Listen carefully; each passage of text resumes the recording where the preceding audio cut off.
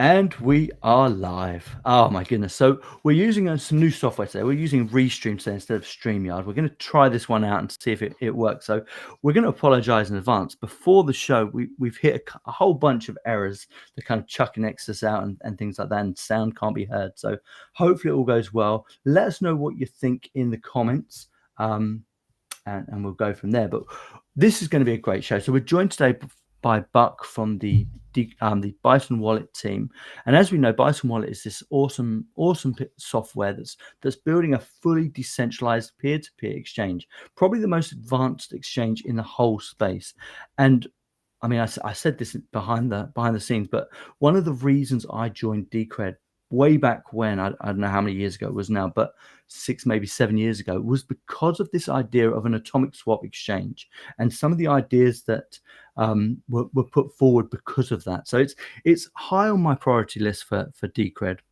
And it's really nice to have Buck with us today to kind of show where we're at, show where we're going, and to kind of put to bed any community concerns. So before we get into it, how are you doing, Buck? How are you doing, Exodus? I'm doing great. I'm glad to be here. It's good talking to you guys. I haven't been on in, I don't know, years. I don't think. And 2.5 years, man. Has it been that long? Wow. Okay. Well, lots changed in that time. The whole space has changed. Bison Wallet has a lot of new developments, and I know that you guys are always cheering for us. So I'm glad to be on to give you something back. Yeah, I'm doing good. I'm just checking the YouTube. I'm not hearing audio from the YouTube video, and I just want to confirm maybe that's not just my end, but if you guys can pull that up. I have the YouTube video up, and it's not. I can't hear any audio from it. Okay, well, we'll keep going, and maybe someone in the audience. Now, how many people we've got? We've only got one person in the audience, so I'm assuming that's you, Exodus. That's me. Yeah.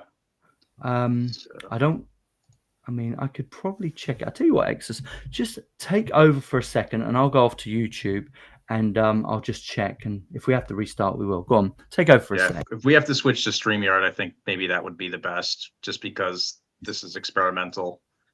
The quality of this is quite good, though, I would say. Yeah. But yeah, it's great to have Buck on. DCRDEX is exciting. Pure peer-to-peer atomic swaps doesn't get better than that, especially if you compare that to the security and, of these other models like Thorchain, even though they have, better volume and stuff. The security trade-offs are real. Yeah. I can confirm that we are live and the sound is working absolutely perfectly. So we're good to go. So I think that might be your end, Exodus, but yeah. Sorry, Exodus, finish what you're saying. No, it's great to have Buck here, and I hope it's just me that for some reason the sound isn't working. Maybe my browser's messed up, but it's great to hear what's going on with the DEX, what we can expect from this next year coming up, especially as Decred kind of hits this mini bull market, so to speak. I saw today we kind of bounced back a little bit, which was nice. I don't know if you guys have checked the price yet. I haven't checked today, but I know it's been looking good over the past week or so that's good. Price is always something that a lot of people are keen on, and I think, I mean, it's nice when we get positive momentum because everyone gets on board with Decred, and all of a sudden, the sun starts shining, and everyone's like, "Wow, Decred's doing all this stuff." It's like, yeah, it's always been doing this stuff, just because the price has gone up, hasn't changed a thing actually. But let's get into this. So I want to start with you guys, and I've got this thing. I was watching a show the other day, and they did it, and it's kind of off the bat thing. So, in one phrase or one word, describe the state of Bison Wallet. So, from my own perspective, the state of Bison Wallet for me is awesome, but needs liquidity. How about you, Buck? Sure. Yeah, I think that's fair enough. If I could say it in one word, I'd say we're sort of in a transitional phase right now. We are transitioning both from a user experience and user interface perspective to a new interface and some new interface elements. And then we're also transitioning to the mesh network. And I think where you don't see a lot of action happening in the release candidates or the releases, there's a lot happening on the back end to make those things occur so that our next major release is going to have a lot to show.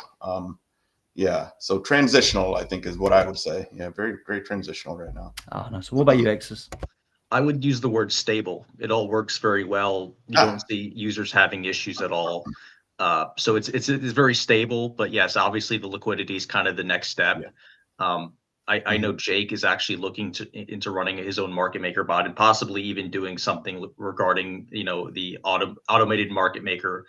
But there is problems with that. There's impermanent loss. But yeah, the one word is absolutely, it's stable. It works. I think we've all here done the atomic swaps, and really I've never had issues with the atomic swaps, and I've done Bitcoin and the stable coins and even Litecoin. So it's completely stable, which is good. Right. I don't think, I'm trying to remember if Coinbase is even on the latest release, but we also have Coinbase and MEXC as exchanges, and another mechanism for exchange, which we call multi-hop ARB, which allows market makers to make markets that don't have an exact match on the centralized exchange. So those are the things that we're testing on the back end right now. Those aren't going to make it into the V1.1 release branch. But on the next minor release, you will see some of these new features, as well as some neat things around like token bridging between networks and what else we got coming up? Yeah, those are the ones that are top of my mind right now, and I think those are going to be huge. Yeah. I think, I mean, you've answered my next two questions, to be fair, which is no, it's absolutely fine. I like it when it just rolls like that, because the whole point is it's been a while. So what has the progress of Bison Wallet been over the last year or so, and what are we looking forward to? And I think the fact that we've got MEXC, we've got Coinbase, we've got multi-hop our bots is exactly what most people are thinking, because from my point of view, it's if Bison Wallet can connect to all these various exchanges, it should organically make the markets better, or it should at least help users connect to them and bring liquidity and pairs to that. But that's absolutely amazing. Is there anything else that you think is relevant for the progress that's been made? I mean, let me just touch on what you're saying there about if we give them the tools, and the market makers will have if they have the tools that they need to make markets. Ideally, the markets would be more healthy, things like multi-hop ARB and new exchanges and things like that. But on the other hand, I think me and you are also maybe a little optimistic in that regard. So one thing we're looking at is just straight up incentivization.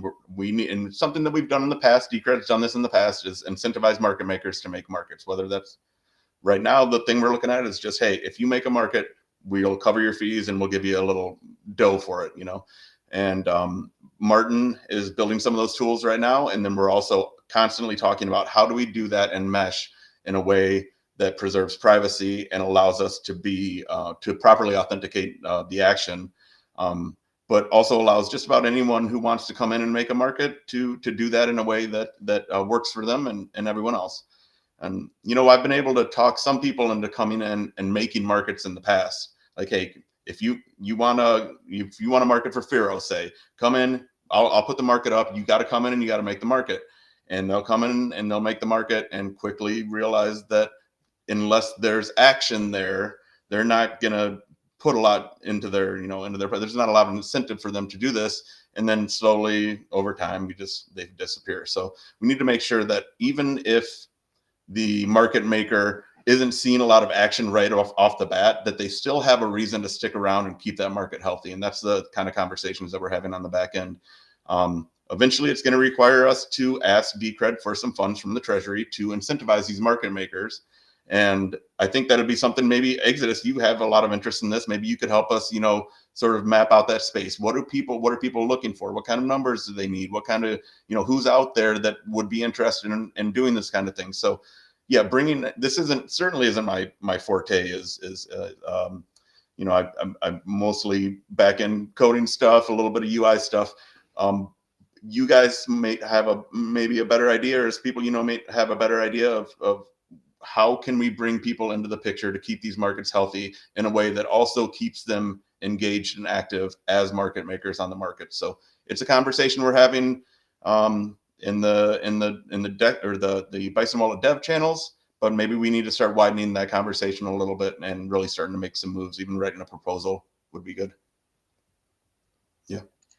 Yeah, I'm really looking forward to the MEXC ARV because as it stands, Binance is so geo-fenced.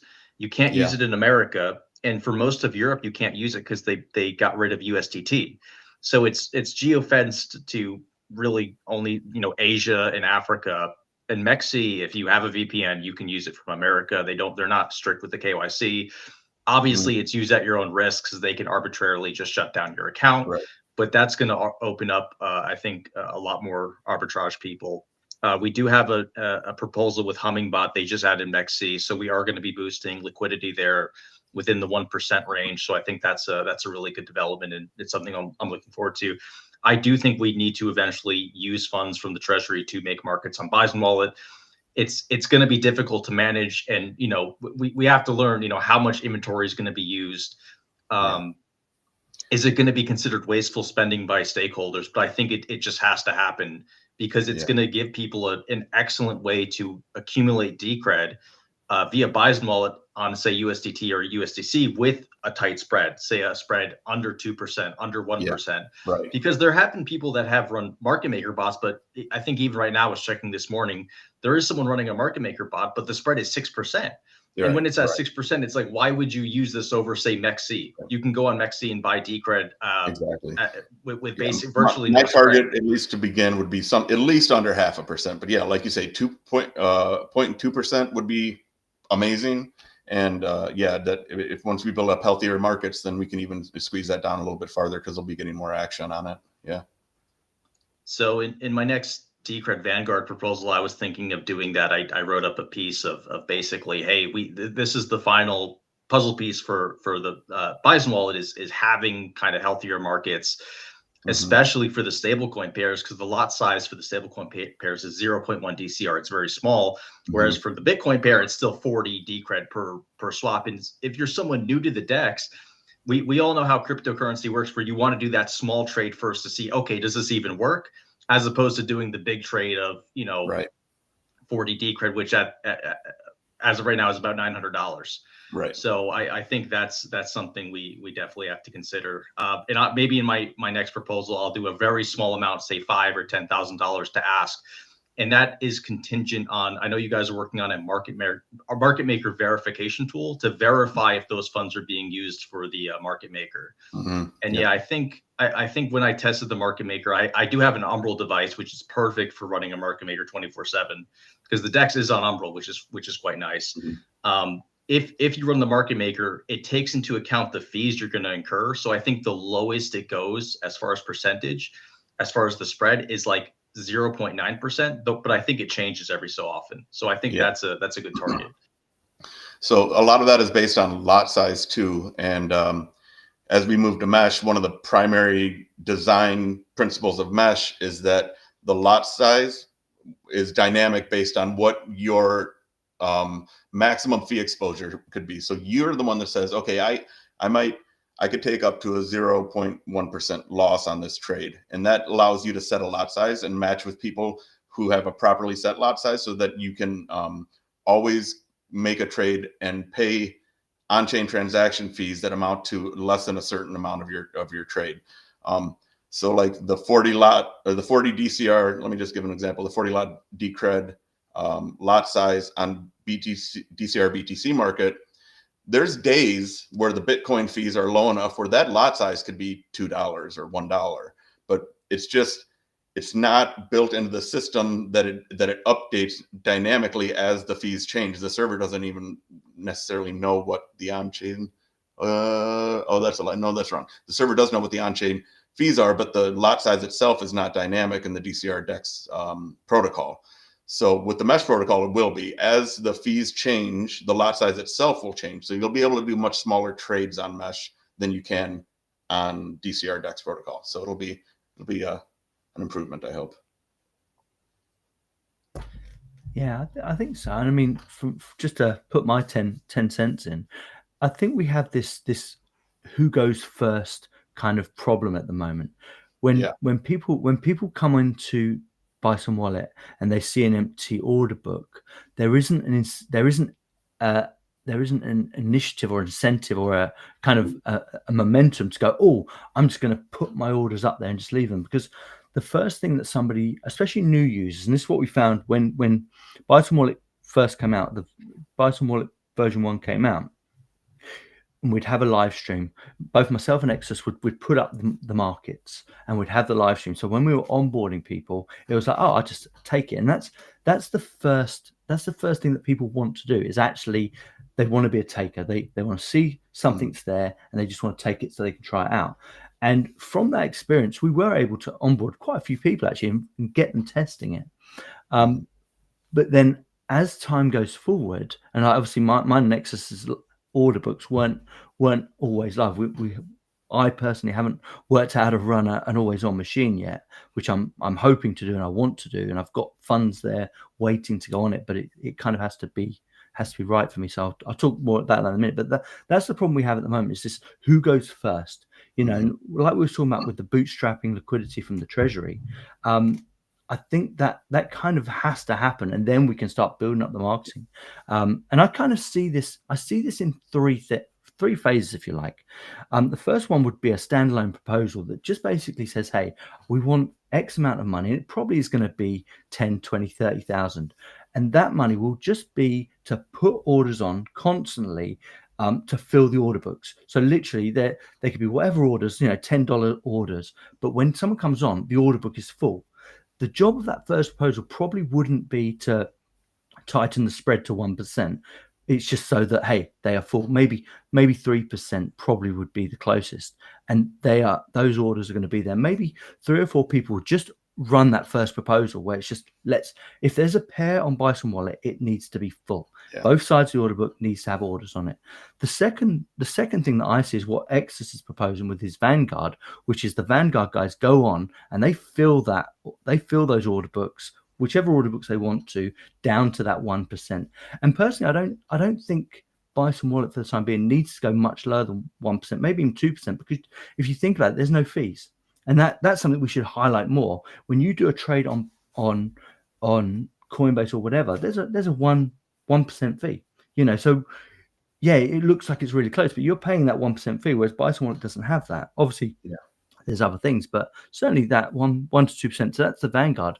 And the other thing that I'd like to see is maybe an initiative from the actual Bison Wallet dev team, where in their proposals they get allocated a certain amount of money, maybe just a couple of thousand or whatever, but they are running the order books as well, and they are testing as well. One of the things that I'm seeing is I want to see, if a dev is building something, I want to see that they are hitting those problems way before we hit them. So I do see it as a 3-pronged strategy, if you want, where you have this proposal that fills the order books, you have the Vanguard group getting in there and getting down to the spread, and then you have the Bison Wallet team that are actually kind of just constantly testing, leaving their orders on, testing it, and just making sure that there are no unseen problems. I mean, what do you think about that in terms of a strategy? No, I think you hit all the points there. I know that me and Exodus probably both winced a little bit when you said 3% spread, but other than that, I think getting those books healthy. And when it comes to the Bison Wallet devs hand testing, using the product so that we can see when bugs pop up, and we're the most obviously we're the most adept, or the most suitable people to find those bugs, see what they actually are, trace them down, and figure out what needs to be done. I think that makes a lot of sense. One thing that I've noticed is that when people come on and they try to make a market or they try to do a trade, I as far as from my view as a dev, I'm watching these things happen. I'm talking to these people ahead of time, and then sometimes it'll be weeks later, they'll be like, oh, something happened, some bug, so I stopped, or I stopped making the market because I saw some bug and I didn't know what to do about it. And it's hard, on one hand, it's like, well, talk to me. Like, if you saw a bug, talk to me. But on the other hand, it's not their job. So there's a little bit of both happening there. I would like to encourage people to submit bugs when they see them, and work with me, and especially if they lost some fees, because it's atomic swaps. You're not going to lose your money. But if you lost some fees or something, I would reimburse you for those things. But it's important that we have a dialogue with people who are coming in, the people who are coming in to make markets and are willing to, take the extra step beyond being just a normal user. There has to be a back and forth going on. So part of it is like, yeah, we need to recruit the right people who are willing to help us, develop the ecosystem and are willing to be a part of that, rather than they're just here to make the fees as they come in their pocket. So yeah, I appreciate the thinking that you have on this sort of strategy. I mean, the reason I'll clarify the 3% thing or 2% thing is because that first proposal isn't about kind of getting the spreads down. It's to make sure that those orders are always there, to make sure that when people come on, and that's really for new people, so that when people come on, they say, oh, look, those order books are full. The spread's not great for that proposal, but the orders are always there. And if you put them down to 2% or whatever, that you might get what Exodus calls impermanent loss or whatever. But it's a bit outside of what I'm, it's just me kind of spitballing, if you like. So if you guys think that main proposal should be down to 1%, I don't have a problem with that. So, I think that would be really attractive. With again, I don't know if we've talked about this before, but with the market maker, there's 3 different strategies with the market maker. The one that's ARB plus MM, which connects orders on the DEX to the orders on the centralized exchange. Ideally, if you don't get front run on the checks, then both orders match. Impermanent loss is not a thing in that ideal scenario.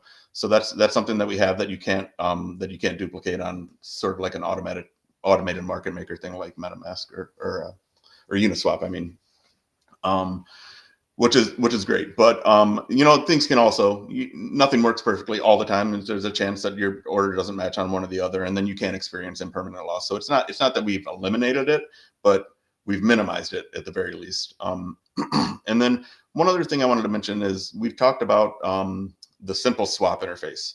People just want to exchange this for this. They don't want to know what an order book is. They don't want to know what a limit order is, and that's great. And that's something that with the new UI that we've been working on is front and center. People don't have to use an advanced trade interface with candlesticks and depth charts and things like that in order to exchange one thing for another. What I've seen other coins do is they have liquidity providers who just look for those orders and match them, and then take a small fee, which either comes out of the match or it comes out of as part of our incentive program. That's something that we would pay them to do, is when people want the simple swap, we need to, and this is there's just messaging in the back end that has to happen here. But when people want to do this simple swap, if there's not enough liquidity on the market, we still want those to match, and we still want to incentivize someone to make those orders match right away, even if they take a small loss on the match to fees or a tiny bit of slippage or something, then we're able to reimburse them for that small loss out of some funds that we've allocated to exactly that purpose. So, there's a few different ways that we've been talking about it. Yeah, when we're talking about integrating that simple swap sort of interface into this entire scheme, it adds some nuance to what happens, because that user doesn't see a book. They don't know anything, and but what they do know is that if I'm selling my Bitcoin for USD and it says $95,000 for Bitcoin on CoinSwap, and the rate I'm getting on Bison Wallet is $85,000, that's problematic for them. So, but we do need, even if the book is completely empty, we want to be able to match those people in a decent amount of time, in a short period of time, less than a minute, let's say. So we need to incentivize market makers, not just as people who keep the books healthy, but possibly incentivize maybe a different type of market maker or liquidity provider who watches for those orders or watches for those sort of simple swaps and is able to match those, knowing that even if they lose a little bit on fees in that match, that they're able to be whole in the end by some kind of incentive program. Yeah, I mean, everything rings really well there, and I think a lot of people like the simple swap. I know Exodus has been playing around with things like near intents, and I think that has a very simple swap nature to it. And so to kind of have that element would be absolutely awesome. I mean, talking about kind of getting people on board, obviously Exodus wants to do this with his Vanguard group. And then it kind of brings me around to thinking about docs and tutorials. And I've put a few together for how to use Bison Wallet. But I think we kind of need somebody from the main team to actually do maybe a guide for how to set up run an always on machine, what the recommendations are there, and what the best requirements are there. And we were talking before the show, and like I said, and myself and X has been talking for ages, and I was looking at Umbrel for a little while, but then I'm noticing that like the Umbrel doesn't get the latest releases, so that becomes problematic if I always want to be up to date. So then I'm thinking about Windows 11 having just a standalone machine that's always on.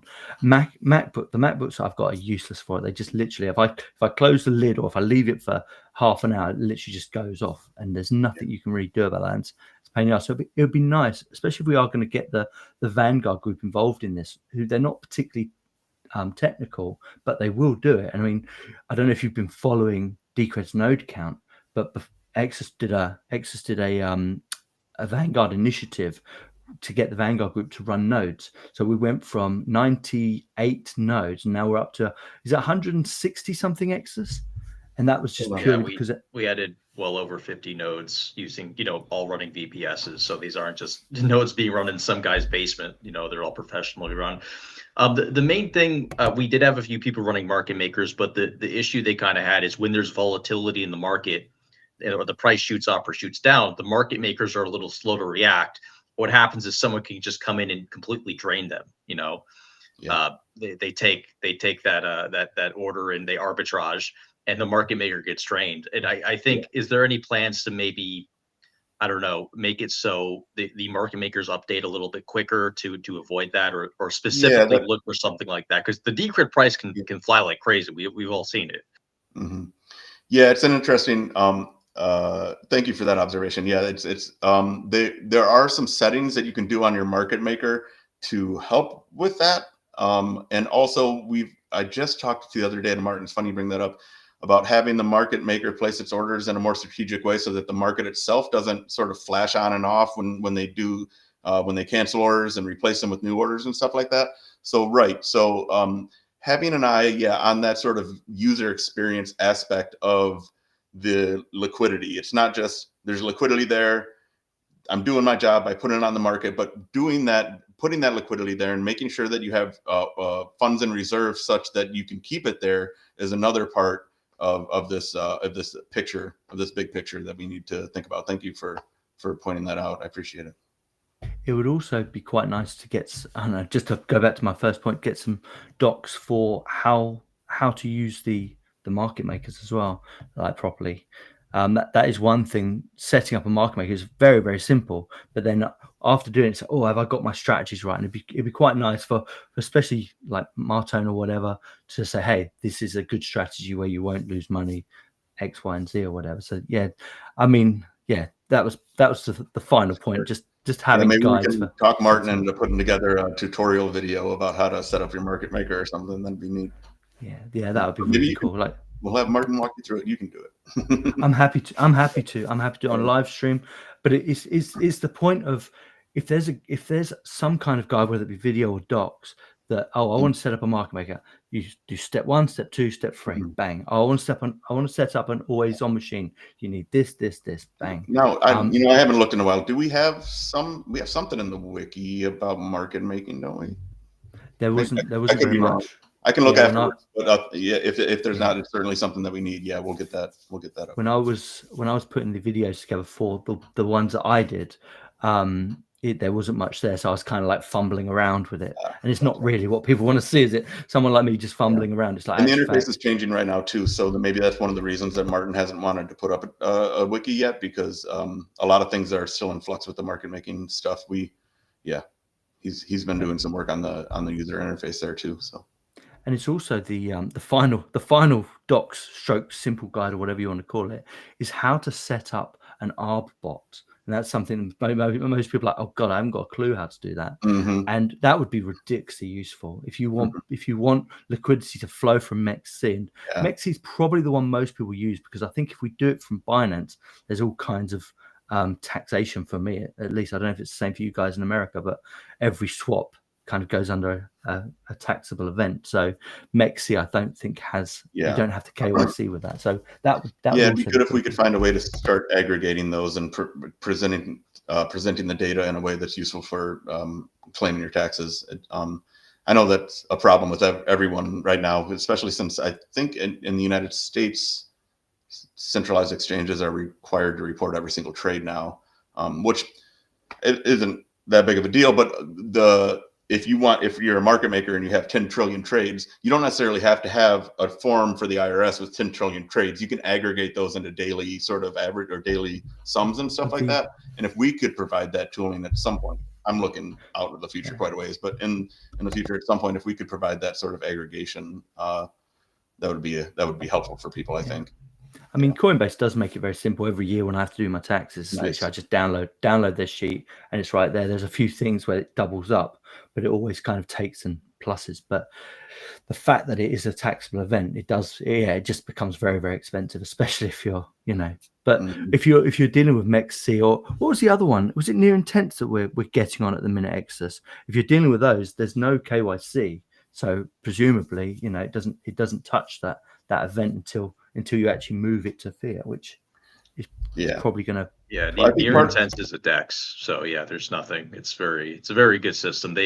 We actually had this developer from Vietnam just come forward and do the initial work to do test swaps, and now we're just waiting on the near guys to kind of get back to us. Unfortunately, Decred just isn't a priority for them right now, unless we can keep moving up in coin market cap. But it's a good development, and I think that'd be a huge win for us to be on near intents. And hey, maybe we can integrate near into Bison Wallet to kind of solve that simple swap solution, because I think their system is really good. I don't know if you guys have tried it yet, but it's the interoperability is incredible with the near intents. Okay. Yeah, I would love to integrate stuff I would even love to integrate like a Uniswap as one of the exchanges we can arb against or something like that. And another one that keeps popping up when we were doing research on user experience is everyone wants Solana, and I don't see why we shouldn't do it. I don't know. It didn't feel to me like it was just a trend. It felt like something that's going to be around for a while compared to some of the other coins that people were mentioning. But yeah, so I don't know exactly what the near protocol is, but I'll take a look at that. Yeah, I know Exodus has been doing quite a lot of work with that one. They just added it into Cake Wallet, so which is really cool. It's something that works really well on mobile devices. So it's I'd strongly recommend testing it out. You could it works well with Zcash. They have a bunch of layer 1 coins, and that's why adding Decred isn't super difficult. They already have Bitcoin and Zcash and I think Litecoin. But yeah, I'd strongly recommend testing that out. It's they've already done a few $1 billion in volume this year, and they actually were one of the reasons that helped one of the systems that helped Zcash kind of gain its success this year. So yeah, strongly recommend looking into it's called Near Intents. You do need their token to power the swaps, though, from what I remember. I see. Yeah, and another thing we've been looking at sort of on the horizon is the Alchemy Pay integration into the Bison Wallet interface. That'd be sweet. Or even if it has to, open as an external link on your browser or something like that, being able to pre-populate fields and stuff like that, and have Alchemy Pay as an option to fund your wallet. I don't know if you knew that, but Martin got the whole account abstraction set up, so you don't have to have Ethereum in order to buy Ethereum on the market. That's always been a hurdle. So like if you have Decred and we set up, or Polygon, I should say, if you have Decred and we set up a Decred Polygon market, usually you wouldn't be able to trade on that market initially because if you don't have anything in your Polygon wallet, because you need Polygon to fund the transactions that make the trades. Martin has the account abstraction done now so that you can actually trade and buy Polygon without having Polygon first. There's always that chicken and egg thing with the Polygon purchases. So that should ease a little bit of friction for those types of markets. And once you buy the Polygon, then you can trade, other tokens on the Polygon network. So that's another thing that I forgot to mention earlier when you were asking what's new. Speaking of that, recently I was testing out Base, and initially I thought the Base transactions were free, but it turns out that Coinbase just subsidizes all the transactions. You actually do need Ethereum to do the transactions. Yeah. I was just curious, what's the status of the Base integration, or do you guys even think we're going to use Base? Because truthfully, the Polygon works really well in my experience. Yeah, so I'm interested in completing the Base thing. We got Base working, but so Base uses what's called the OP stack protocol. It's the same thing as Optimism. And one part of that protocol is that all transaction data that's done on Base is actually committed to, all the data is committed to the Ethereum chain as a compressed blob of data. And they're able to compress it like 95%, but you still have to pay those fees on that are required for that information to be committed to the Ethereum chain. So when we did the Base integration, initially how it was done is we just assumed it was just like any other EIP 1559, like any other Ethereum virtual machine chain, and we set up our fee structure like that. But we didn't account for those what's called the layer 1 security fees, the fees that are required to commit that data to the actual layer 1 chain Ethereum. And the way that we're still trying to hack around exactly how both you predict those and then figure out the final value on those. Now, you said something about Ethereum is subsidizing, or I'm sorry, Coinbase is subsidizing the fees. Do you know if that's the layer 2 fees or the layer 1 fees, or what they're, because there's so every Base transaction costs Ethereum as the gas, but when you use it on Coinbase, it all just works. Like there's no fees, but it turns out Coinbase behind the scenes obviously is just paying for all the fees, and they batch transactions to save money. But you think it's free, but no, it's just them choosing to subsidize it to make their network run really well for their users. Okay, yeah, that'll be interesting because a Base is a very odd chain. Well, I shouldn't say very odd, because chains like Arbitrum do this too, but the Base token on Base is Ethereum, which, like you said, it's used to pay the gas and the fees. And it's a bridged Ethereum as a Base token, whereas like Polygon, they're an Ethereum virtual machine chain, and their Base token is Polygon, and that's a lot easier to work with than having the bridged Ethereum. So yeah, it's interesting. So yeah, okay. It could be the only value in doing the Base is just demonstrating the layer 1 swaps from, say, layer 1 Bitcoin to something on Base. Maybe Coinbase finds that interesting. Maybe they'll give us some kudos and give Decred a listing based on that and say, hey, they're doing cool things and they're working with Base. Maybe, but the Polygon works really well. But yeah, what you're saying, you have to have bridged Ethereum to use it. That's actually something I came into because I was doing Cake Wallet swaps. Yeah. And I wanted to do Base at first because I thought it was free, and it turns out it wasn't. And then I needed bridged Ethereum, and eventually I just said, no, I'm just going to use Polygon because Polygon works so well, and it's so proven, and the fees are so low. And that's another thing, is the Ethereum fees are just a bit higher. Like Polygon, you pay like less than 1 cent per transaction, and with Ethereum, you're probably paying at least a few cents, which, if you think about it, it's kind of a big difference.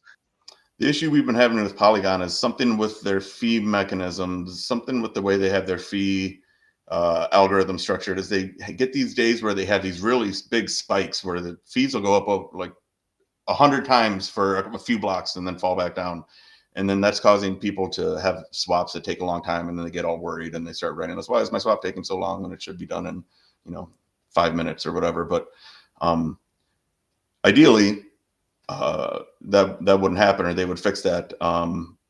But when we move to mesh and have the sort of what am I looking for? The dynamic fees and lot sizes, that should do a little bit of work on that, smooth that out a little bit. And then also we have something called transaction acceleration. We've had it for Bitcoin for a long time. We actually have it for Ethereum, but I don't think it's set to do it automatically, because it would be pulling more funds out of your wallet than you had committed to when you initially made the swap. So we have to possibly give users an option to do that automatically, where if there's a Polygon spike and you want your transaction to go through anyways, then you need to be able to pull a little bit, pay a little bit more in fees, and replace that transaction so that we can get it through.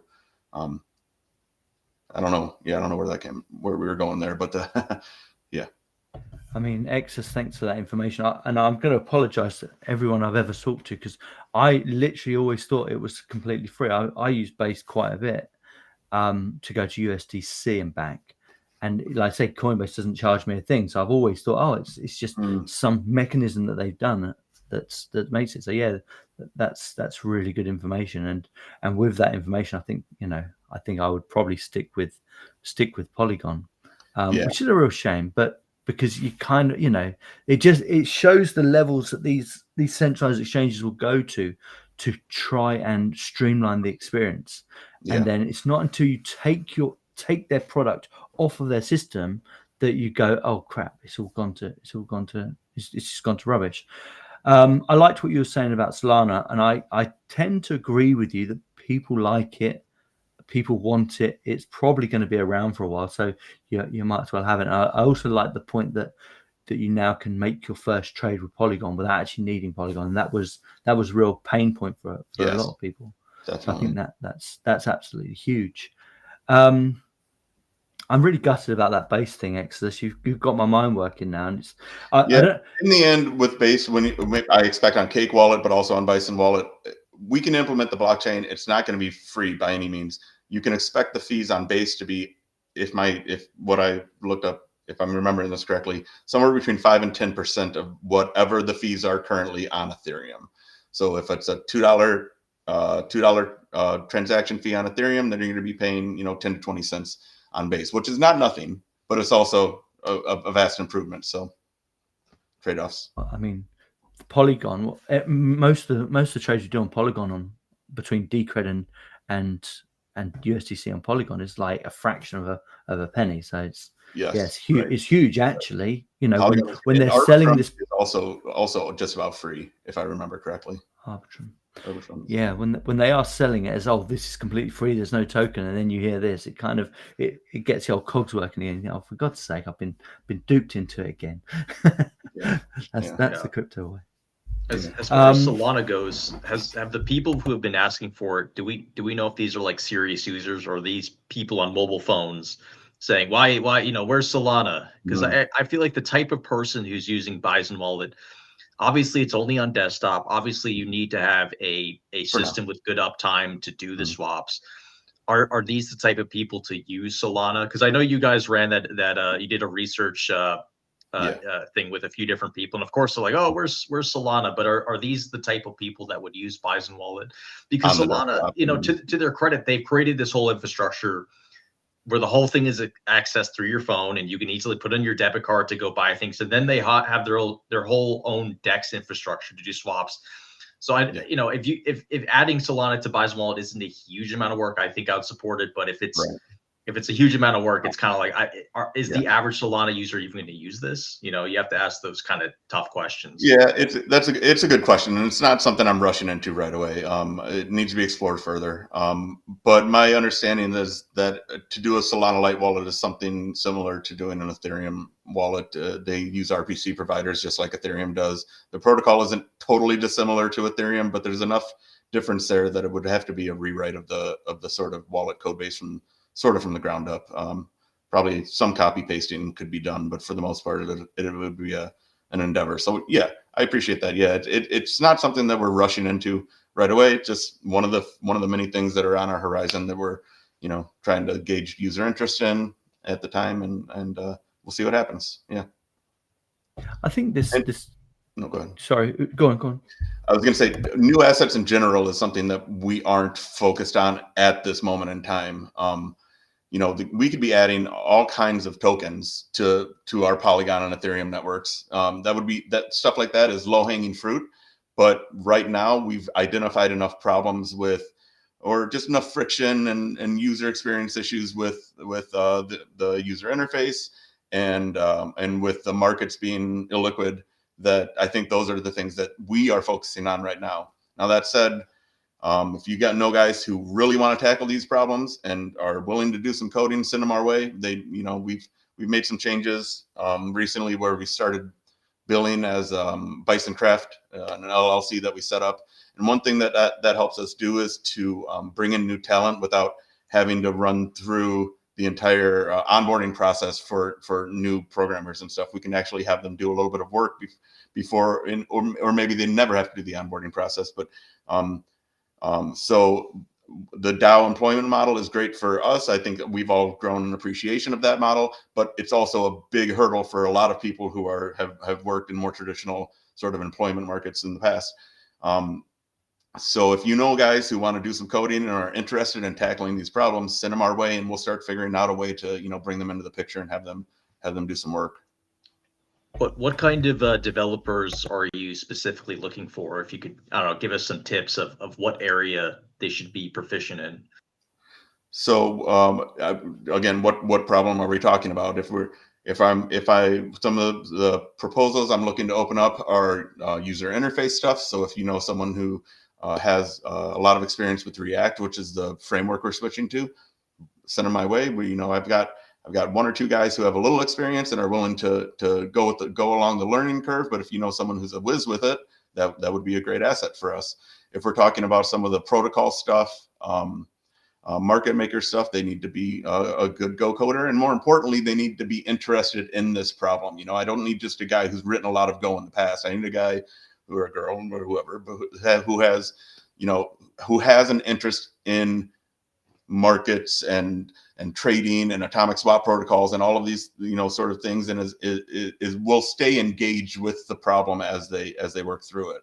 A lot of guys come in and they're like, I can do this and I can do this and I can do this, and I'm like, okay, we'll tackle this problem, and you can see they just fall off right away because they have no interest in the sort of problems that we're tackling. So it's there has to be a match there. The nice thing is though, with billing as the LLC and having not being able to avoid the DAO onboarding process for some new guys, we can widen our pool of talent that we can draw from. So if you know guys that are interested in these problems, but match them to the problem. Yeah. And to what you were saying earlier, yeah, I think the focus at this point should be almost exclusively on Decred. You guys did a great job adding Litecoin and some of these other ones, Firo. I think, yeah, the focus should just be, Decred, Decred Bitcoin, Decred and the stable coins, and just make those markets as healthy as possible, make that as attractive as possible. Because kind of from what I've seen, it's mainly just Decred people using the DEX after, several years of development. And I guess my next question is, speaking of other coins, do you have any updates on the Monero, the status of the Monero? Because I think that was kind of one of the main focuses over the past year and a half was trying to get Monero to work. I know adding Monero is like a huge task. Like someone told me it involved a royal pain in my ass. rewriting you have to rewrite the entire DEX to add Monero, which is kind of wild if you think about it, because there's no guarantee that they're going to show up and use it, even though I think they are a bit more of a technical community. Yeah. No, I mean, the update I have is that we're moving along. I don't know if you follow the pull requests and the comments on the pull requests, but the way that we're doing Monero is a little bit clunky, and the way that we're sort of relying on some binaries and things like that we're pulling down. I'm trying to talk to the guys about doing it in a way where everything is compiled in and we have the wallet as a one-click wallet. But that's not a small task. I think right now we're going to get it done in this way that is, from the user's perspective, it's not too bad. From the user experience perspective, it's not too bad. But on the back end, the way that we're doing it is something that I'm very unsatisfied with. System resource wise, it's not great. It's going to be a process. But if we can, I think we're getting close to something where we at least have the Monero wallet where they can hold and send and receive Monero. And then for the swapping of Monero, we're not going to see that till mesh. We're not even going to implement that on the DCR DEX protocol. So because it's a whole different process, the way that we have DCR DEX set up and the way that orders are done on DCR DEX, everything would have to be retooled. But with mesh, it's a lot easier. So we're Have you guys considered approaching the Monero CCS proposal system, especially now that their price increased so much?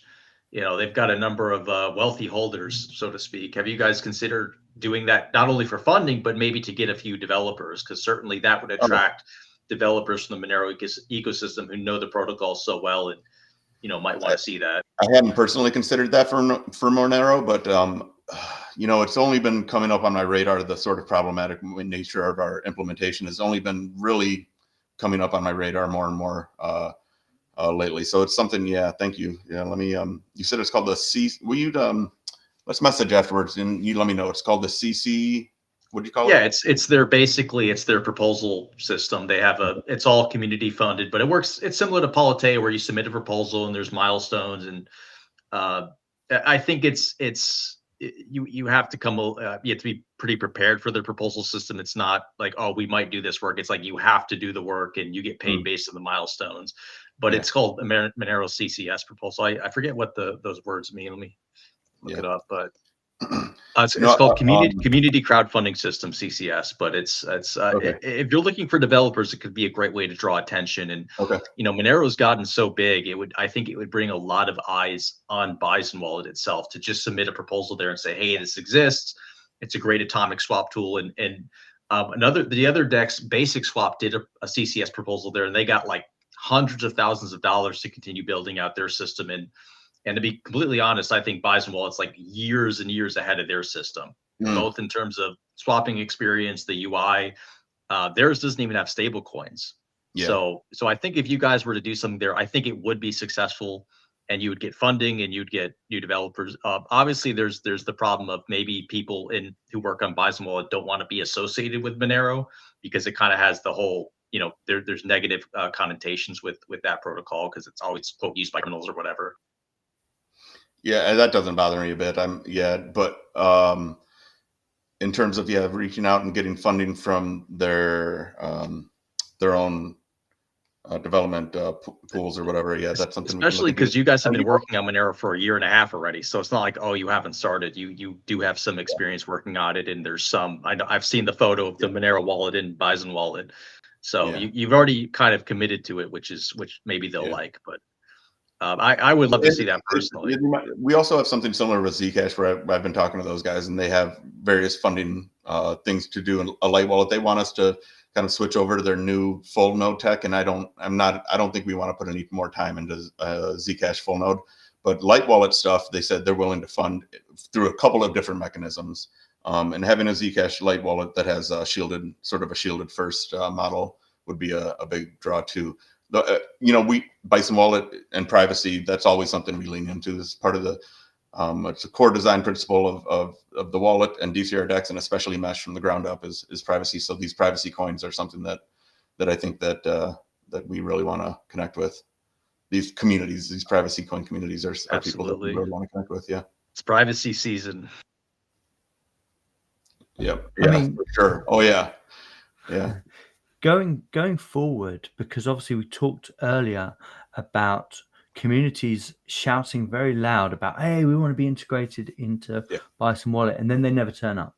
We've had that a few times. Zcash, like we just mentioned, Digibyte. I know Pharaoh is still a work in progress, but that is it worth thinking about a new strategic approach for integrations?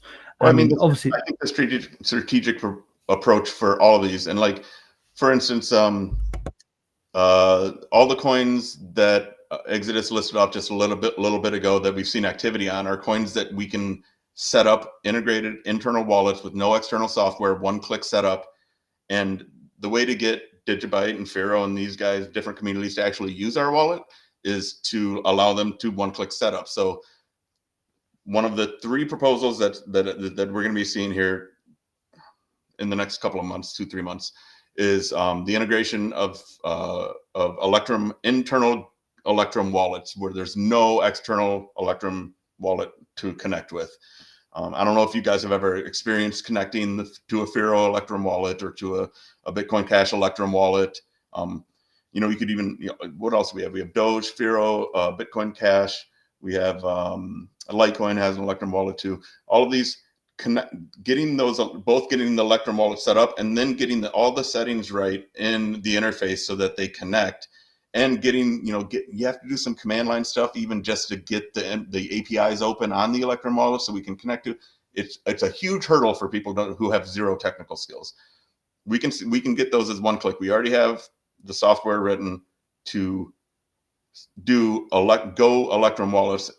Integrating those into Bison Wallet is going to be a step, but when we talk about these coins not having any users, they never show up. Well, of course they're not going to show up because they can't create a wallet. Essentially, you can't. If 95% of the users have never typed a command into a command line, then there's no way we can expect them to actually use this wallet without being able to set it up with one click. So that's where I'm at with that. One of the three proposals I hope you'll be seeing out of me soon. I hope soon is integration of something called UTXO wallet, which includes the built-in Electrum wallet. So that'll be a thing you'll see.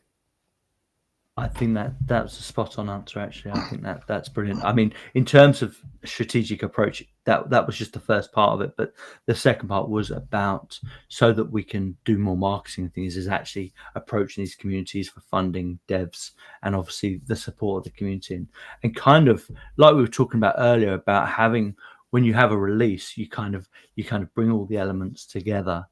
So every time you integrate a new coin, you kind of try to bring all of those elements together, but you're completely right. In actual fact, getting that native one-click wallet for every pair is going to be such a monumental step, and it will streamline the whole thing, because you're not wrong. A lot of the Digibyte guys, especially, we had people trying to set up the full node, and it was like 4 days later, and it's like I'm at 10% or whatever. I tried the Pharaoh full node, and I think it just paused at about 50% for me in the end. It was like, this is too much.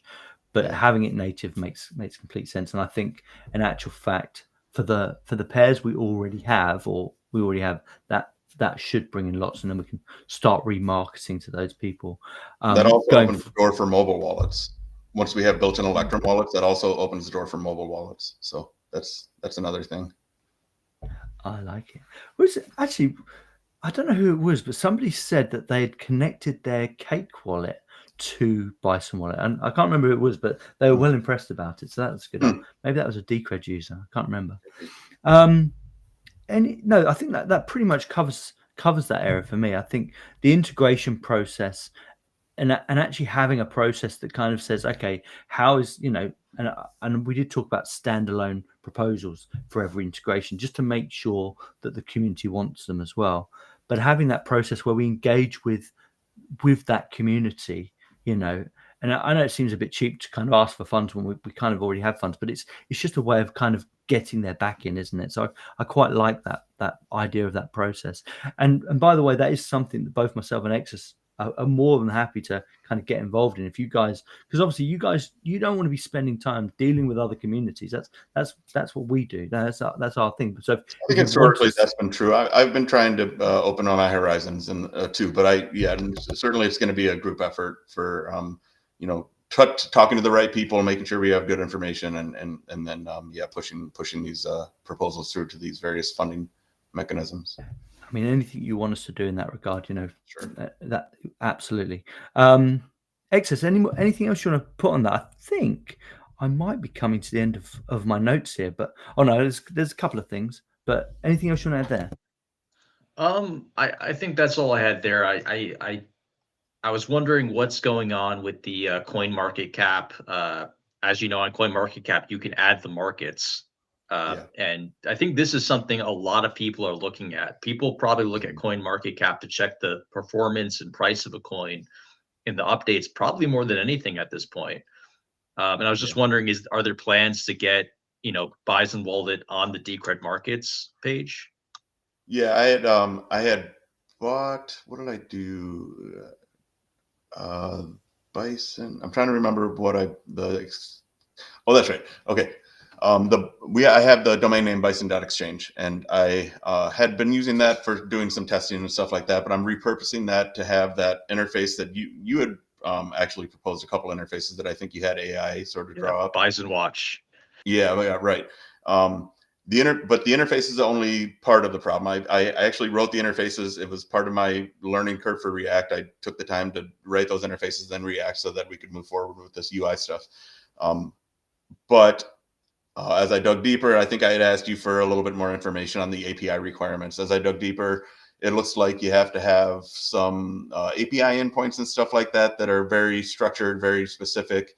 And I haven't gotten around to that. I sort of lost track of it. But I guess my thing is, I think it would be great to get DCR Dex's DCR BTC market. Is that the only one we're looking at, or is it?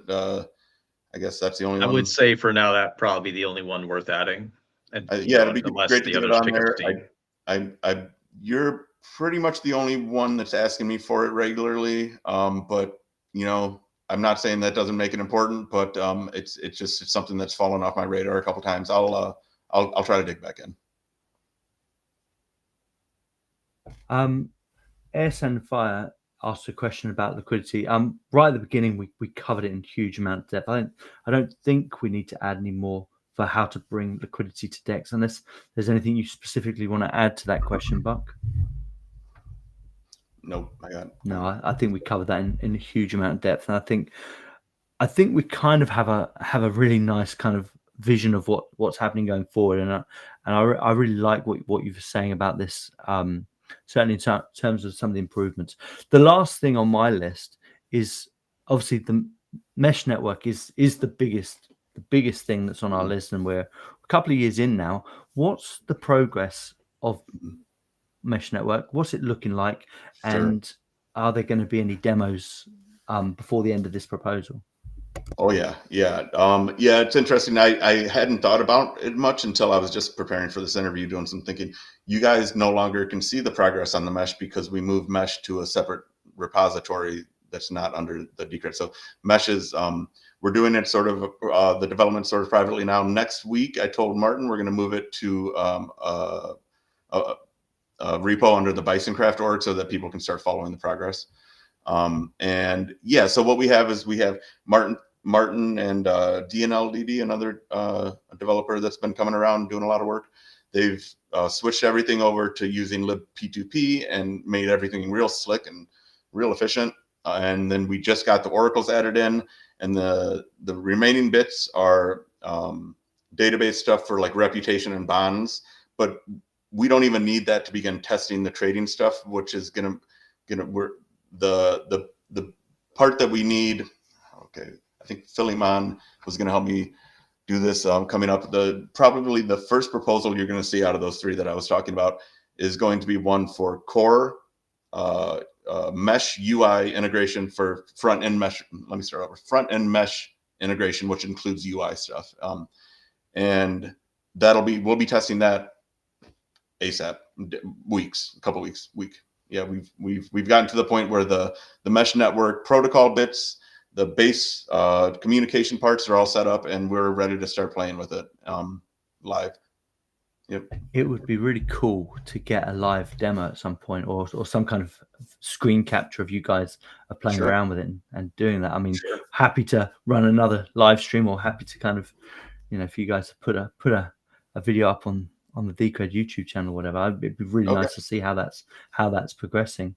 I think, that I like, the mesh network for me is this final piece of the puzzle, and then it can kind of go forward, and it's all about this being fully peer-to-peer, being fully permissionless, and this is something we shouldn't forget. That is the goal, and to my knowledge, even to this day, in all the ones I've heard about and people talk about, there is no exchange out there trying to be completely permissionless, trying to have no fees, trying to have no middlemen, no intermediaries, and that's why I'm still, and maybe people call me over optimistic, but that's why I'm still kind of in the camp that we need this tech, and I really wanted to see it keep going forward because it's so important, and I can't wait to see what you guys are doing with mesh, and the proposal that I think it was Martin put up just looked amazing and exciting to see that you weren't only thinking about atomic swaps, but you were thinking about other integration things as well, other use cases for it as well, which I thought was quite cool. Exus, anything to add on the mesh or anything else? No, nothing. Just excited to see, what's to come for Bison Wallet. It's been kind of a cornerstone of trading for Decred for people looking to do permissionless swaps. And yeah, if we can fix the liquidity issues, I think it could really take off. That's the main question people are kind of asking, is how to incentivize liquidity. People have asked for Hummingbot. I asked Hummingbot, and they said, no, we can't do it on an atomic swap exchange. But I believe Jake is looking at ways to incentivize the market making and providing something similar to Hummingbot, where if you make orders on the books at a tight spread, you can be rewarded in Decred. So expect things on that. I think that's a focus right now. No, and you've really pushed for that, and I think that you've brought it up on both mine and Jake's radar that we're talking about this and everywhere now. So we're all, I think, working on the same problem now. We'll get there. I mean, yeah, because Bison Wallet, it's great tech, but if you show up and there's kind of no, orders on the books, it's like, what can you do? Are you going to stick around and wait for orders, or are you just going to leave and go trade somewhere else? So, we have to make it into a viable alternative to the centralized exchanges, because the truth is MEXC and Binance worked very well, right? This is why everyone's using them. They're convenient. They work well. Yes, they custody your funds and they could technically, steal your funds, but they work. And I think it's all about turning this into a viable alternative, which is what kind of Thorchain and Near and these other dexes have done. And as a result, they have billions of dollars in volume and people are using them.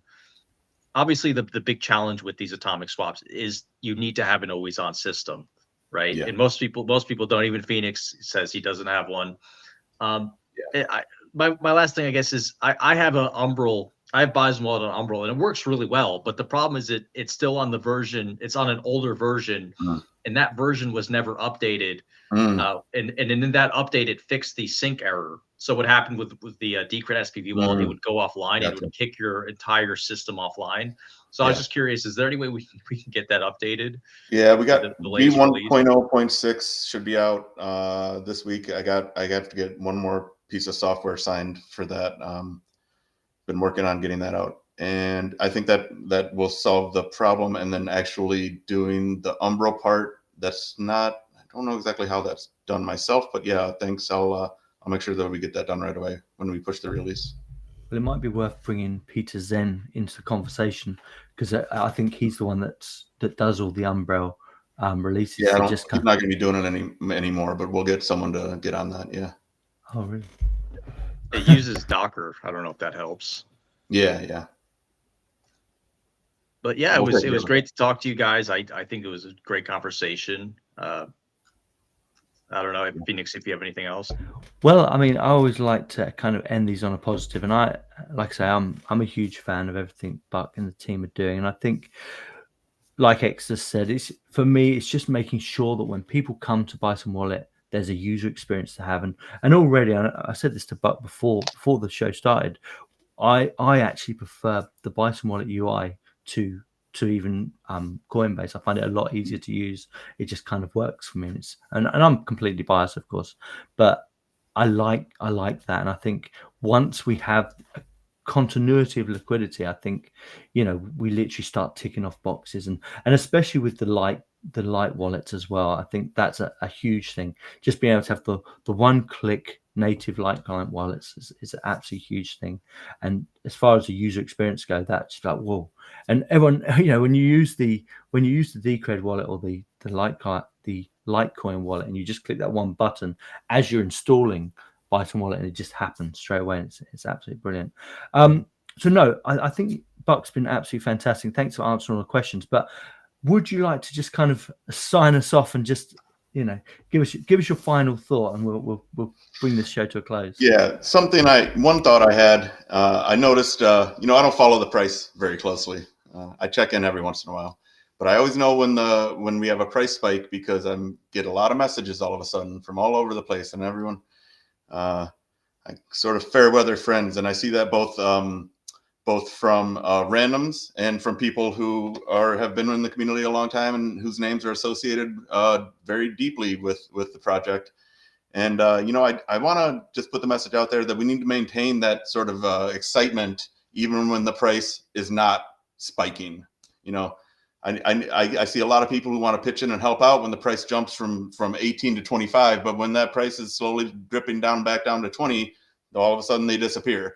And if you want to be, if you really want to make this project, both Bison Wallet and Decred as a whole, something great, then we need you to stick around and do the work that's necessary to make that happen. So I couldn't agree more. And I think, Decred's been building, in the last 10 years. We turned 10 in February next month. So we'll do a 10-year party for that. But in 10 years, the project hasn't stopped building, and it's absolutely incredible. And you see these kind of fluctuations in mentality where they're all down when we're low in price, and then when we're high, it's great, but nothing's changed. Decred is building. It's absolutely incredible.